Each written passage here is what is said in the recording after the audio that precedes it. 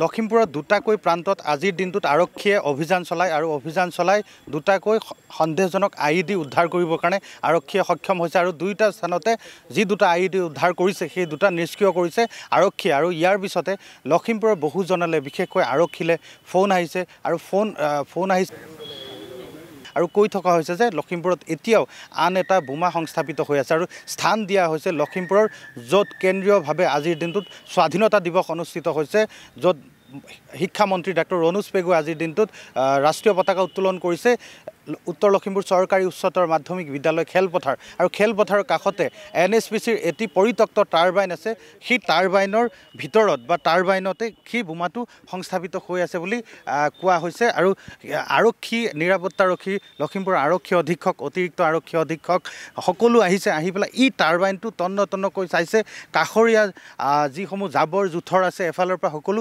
চাফা কৰিছে, চাফা কৰি তন্নকৈ চাইছে। কিন্তু এই মুহূৰ্তলৈকে কিন্তু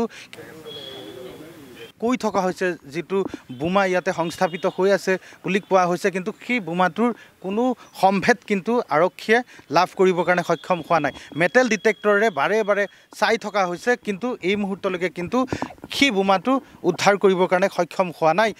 আৰু কোৱা হৈছে যে ক'লা কাপোৰেৰে মেৰিয়াই ৰখা হৈছে, ভিতৰত হালধীয়া ৰঙৰ কাপোৰ আছে আৰু তেনেধৰণে ৰখা হৈছে বুলি বাৰে বাৰে কোৱা হৈছে। এই টাৰবাইনতে সংস্থাপিত কৰি ৰখা হৈছে আৰু ফোন কৰি কোৱা হৈছে যে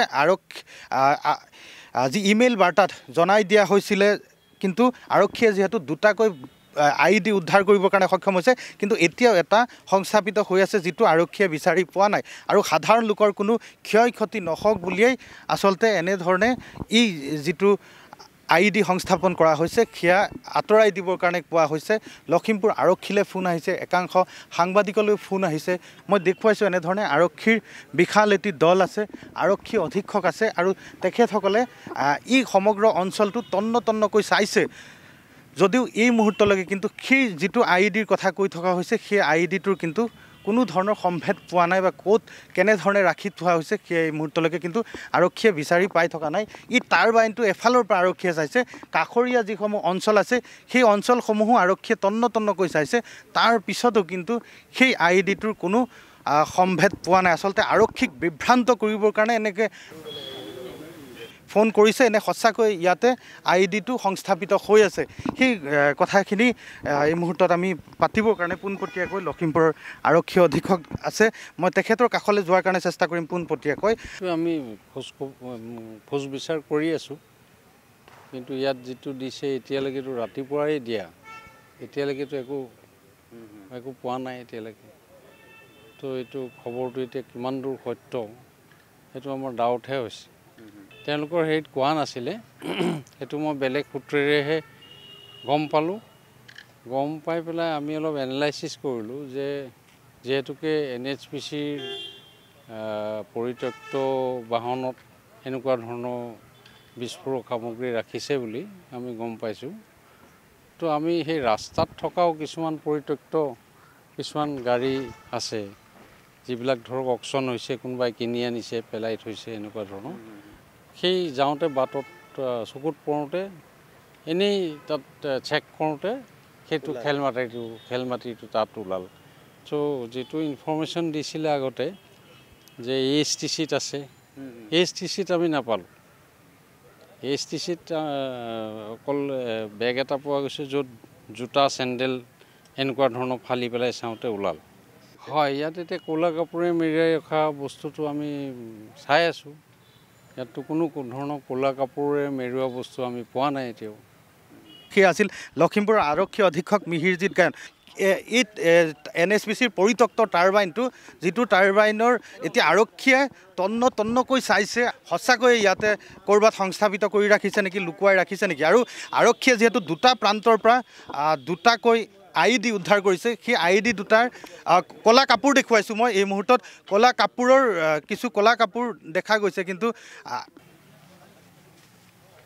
যে ক'লা কাপোৰেৰে মেৰিয়াই ৰখা হৈছে, কিন্তু এই টাৰবাইনৰ কাষৰ পৰা ক'লা কাপোৰ আৰক্ষীয়ে পাইছে, কিন্তু কোনো ধৰণৰ তেনেধৰণৰ বিস্ফোৰক সামগ্ৰীৰ কিন্তু কোনো তথ্য আৰক্ষীয়ে পোৱা নাই বা সন্ধান পোৱা নাই।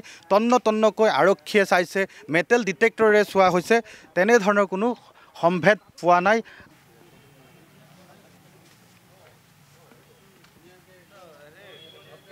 এতিয়া বহুতৰ সন্দেহ হৈছে আৰক্ষীৰ ফালৰ পৰা সন্দেহ কৰা হৈছে সঁচাকৈয়ে আৰক্ষীক বিভ্ৰান্ত কৰিবৰ কাৰণেই এনেধৰণে হয়তো কৰিব পাৰে নে সঁচাকৈ ইয়াতে এই টাৰবাইনতে IED সংস্থাপিত কৰি ৰখা হৈছে সাধাৰণ লোকৰ একো ক্ষয় ক্ষতি নহওক যেহেতু সংস্থাপিত কৰি ৰখা বোমাটো আৰক্ষীয়ে উদ্ধাৰ কৰিব পৰা নাই সাধাৰণ লোকৰ যাতে কোনো ক্ষয় ক্ষতি নহয় তাৰ কাৰণে যাতে এই IEDটো উদ্ধাৰ কৰি লৈ যায় ইয়াৰ পৰা উদ্ধাৰ কৰি নি পেলাই যাতে নিষ্ক্ৰিয় কৰে তাৰ কাৰণে আহ্বান কৰিছে বহুতলে ফোন আহিছে আৰু এনেধৰণে কিন্তু তাৰ পিছতে এতিয়া আৰক্ষীয়ে তালাচী অভিযান চলাইছে তন্নকৈ চাইছে এই পৰিত্যক্ত NHPCৰ যিখন বাহন দেখুৱাইছোঁ এসময়ত যেতিয়া নদী বান্ধ আন্দোলনৰ ভৰপূৰ আন্দোলন চলি আছিল সেই সময়তে এই টাৰবাইন ইয়াতে প্ৰতিবাদকাৰী আবদ্ধ কৰি ৰাখিছিল আৰু সেই তেতিয়াৰ পৰা ইয়াত টাৰবাইন আছে আৰু মই জুবিনক লৈ মই দেখুৱাব বিচাৰিছোঁ এইটোৱে হৈছে কেন্দ্ৰীয়ভাৱে ইয়াতেই আজিৰ দিনটোত স্বাধীনতা দিৱসৰ কাৰ্যসূচী অনুষ্ঠিত হৈ যায় একেবাৰে কাষত একেখন ফিল্ড একেখন খেলপথাৰ আৰু ইমেইল বাৰ্তাত নথকা আন এটা প্ৰান্তৰ পৰা আৰক্ষীয়ে আন এটা IED উদ্ধাৰ কৰিবৰ কাৰণে সক্ষম হৈছে কিন্তু যি স্থানত ইমেইল বাৰ্তাত কোৱা হৈছিল যে এই স্থানত আচলতে এটা IED সংস্থাপিত কৰি ৰখা হৈছে আৰক্ষীয়ে বাৰে চাইছে তালাচী চলাইছে কিন্তু তাৰ পিছতো কিন্তু ইয়াৰ পৰা IEDটো উদ্ধাৰ কৰিবৰ কাৰণে সক্ষম হোৱা নাই বিচাৰি পোৱা নাই আৰক্ষীয়ে